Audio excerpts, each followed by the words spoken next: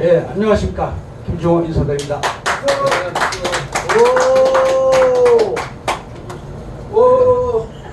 오늘 뭐 많이 오셨네. 100명 오셨네요. 오늘 제85회차 재테크 특강은 오늘의 주제가 집 팔아서라도 땅을 사라, 이런 주제로 강의를 해드리겠습니다. 우선 투자 핵심 요약을 하겠습니다. 첫째, 기회가 있는 지금 종잣돈을 모으면서 부동산 공부를 하자. 부동산 재테크의 시작은 종잣돈을 모으는 것이다. 종잣돈을 모으면서 부동산 공부를 해야 됩니다. 그리고 많은 임장을 통해서 물건 보는 법을 배우자. 임장은 이제 현장 답사를 하는 걸 말하죠. 이 방법을 계속 실천하다 보면 재테크에 성공할 수가 있습니다. 둘째, 사회 초년생들께서는 부동산 투자를 해야 된다. 첫 직장에 들어간 사회 초년생 시절부터 부동산 투자를 해야 됩니다. 왜냐하면 직장 생활만으로는 부자가 될 수 없기 때문입니다. 여러분이 언제 시작하느냐에 따라서 여러분의 정년은 단축될 수가 있습니다. 해답은 결국 부동산 투자입니다. 셋째, 소액 부동산으로 적금을 부어라. 종잣돈을 모으는 최고의 방법은 적금이다. 종잣돈을 모을 때는 잃지 않는 투자를 해야 한다. 그러나 종잣돈을 활용하여 부자가 되기 위해서는 부동산 투자를 해야 되는 것입니다. 거액을 모아 투자를 하라는 말이 아니고 소액 투자부터 실천해야 됩니다. 네 번째, 이제 부동산 투자로 부자가 되어서 세상에는 부동산 투자를 하는 사람과 하지 않는 사람이 있습니다. 결국 부자가 되는 사람은 부동산 투자를 통해서 부를 축적했습니다. 소액이라도 투자를 통해서 부자가 된 사람은 부동산 투자를 통해서 부자가 되는 막차에 올라타기를 바라겠습니다. 다섯 번째, 석유 재벌, 사회사업가 록펠러는 말하기를 진정으로 부유해지고 싶다면 소유하고 있는 돈을 벌어다 줄 수 있게 해야 된다.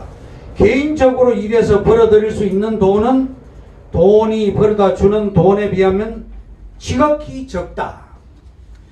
여섯 번째, 하루빨리 부동산 투자 시스템을 가져라. 돈이 저절로 불어나는 월세 통장을 만들 수 있는 부동산 소액 투자를 실천하라. 부자가 되려면 돈을 벌어오게 해야 합니다. 그러면 머지않아 경제적인 자유인이 될 것입니다.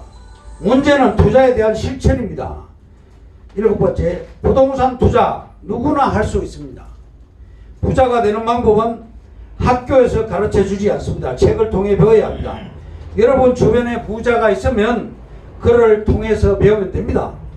무엇을 하는지 보다 누구를 만나는지가 더 중요합니다. 그리고 언제 만나는지도 중요합니다. 여덟 번째, 늦었다고 생각할 때가 가장 빠르다. 떨어진 곳은 반드시 오릅니다. 위기가 기회다. 무너진 장에서 큰 수익이 나는 법이다.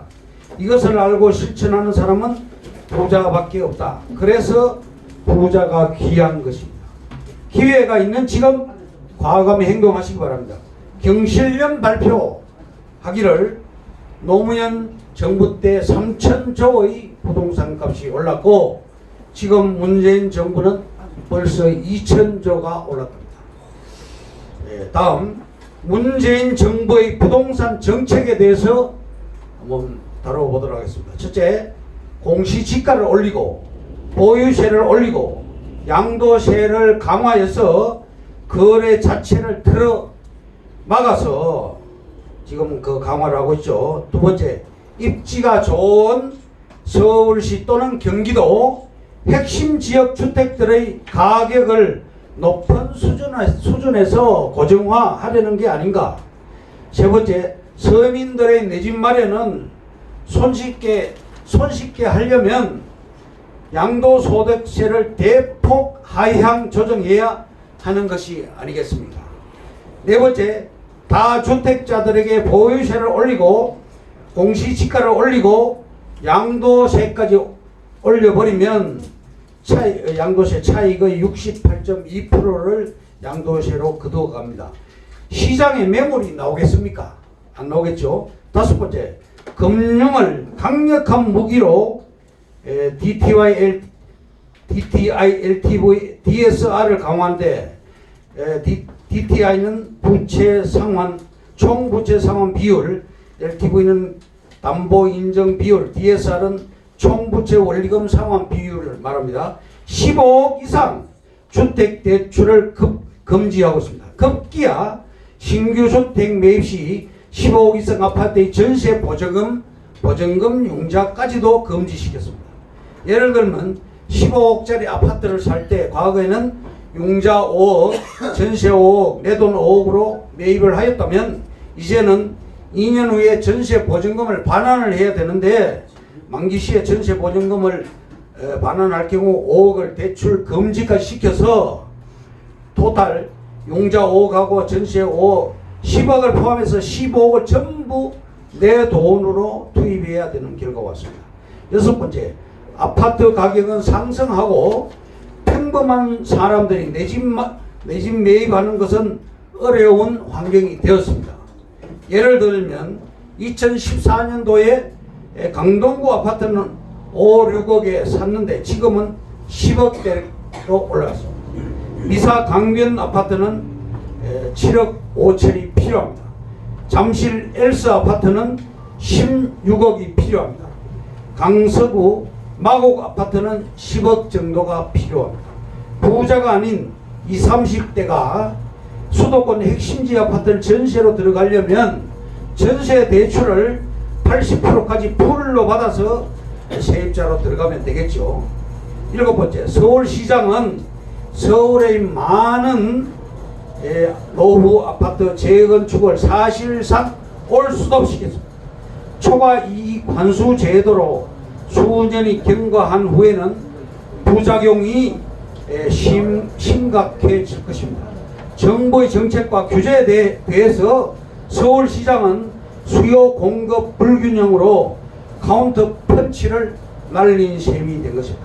여덟 번째, 경제학자들 주장은 현재의 경제의 주체가 시장 경제도 아니고 자본주의 이익 이념에도 맞지 않는다고 주장을 하고 있습니다. 자본주의는 시장, 수요와 공급의 원칙이죠. 아홉 번째, 이 정부는 대선 공약으로 부동산 보유세 인상과 공공주택 100만호 공급, 전월세 상한제 및 계약갱신 청구권 도입을 약속했습니다. 보유세는 재산세와 종부세를 합해서 부과합니다. 종부세는 고액 부동산 보유자에게 부과하는 것이죠. 한국의 총 주택수는 약 2천만 호입니다. 1주택자가 800만 명, 2주택자가 200만 명, 3주택 이상자가 80만 명입니다. 정부 보유분 120만 채, 3주택 이상, 정부 소유분이 120만 채입니다. 그래서 3주택 이상 80만 명이 700만 가구를 쥐락펴락하는 꼴이 되어서 있습니다. 현 정부의 주요 주택 정책은 첫째, 부동산 보유세 강화, 공공 임대주택 공급 확대, 주택 상가 임대차 보호법 강화, 주택담보대출 규제 정책을 시행하고 있습니다. 결론은 집 팔아서라도 땅을 사라고 주장합니다. 가수 박미가 말했죠. 집을 파세요. 다음, 재벌들도 땅으로 부자가 되었습니다. 1위 현대자동차그룹, 2위 롯데그룹, 3위 삼성그룹, 4위 SK그룹 이 대표적입니다. 대표적인 부동산 투자 업종으로 레미콘 업체를 들 수가 있습니다. 3표 레미콘은 IMF 때 부도가 났습니다. 땅 팔아서 재기를 했습니다. 안양 박달동 소재 노루표 페인트의 경우 박달 스마트밸리에 스마트 테크노밸리에 포함되어서 토지 보상 받는 금액이 주식 총액보다도 더 많습니다.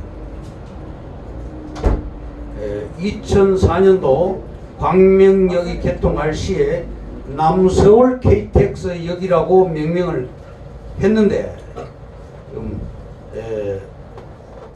서남부 지역 안산시, 부천시, 안양시, 이천시, 인천시의 중심지가 지금 되고 있습니다. 광명역세권 경우 GS 자이아파트 3개 단지, 태영대시양 1개 단지, 호반 서미플레이스 1개 단지, 대우 프로지오 1개 단지, 총 6개 단지가 들어갔는데 5월에서 7월 경우 4억에서 6억 선에 매매가 됐는데 P가 지금 4억에서 5억이 붙었습니다. 10월에서 11월 경에 P가 6억 정도, 12월 현재는 P가 7, 8억 정도 붙어 있습니다.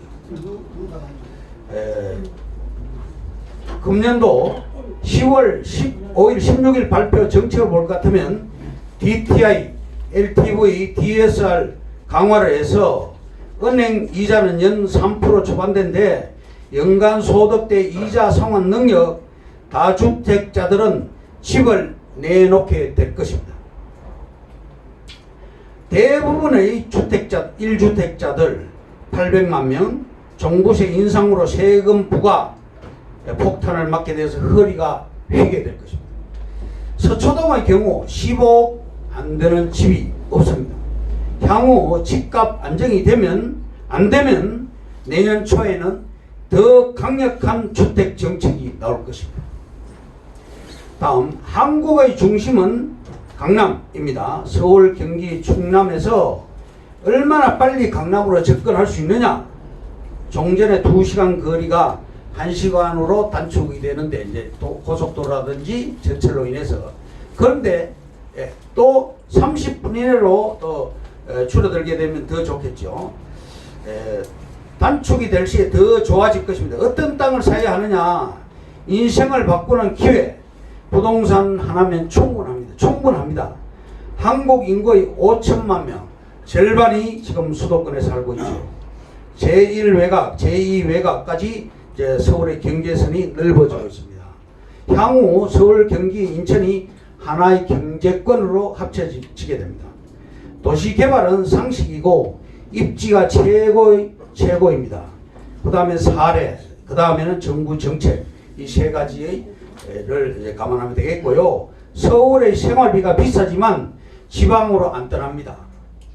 서울을 중심으로 외곽 31개 시군이 이제 포진하고 있는데 무에서 유로 바뀌고 또 불필요한 땅이 필요한 땅으로 바뀌면 큰 돈이 되게 됩니다. 다음, 입지가 공법을 이기게 됩니다.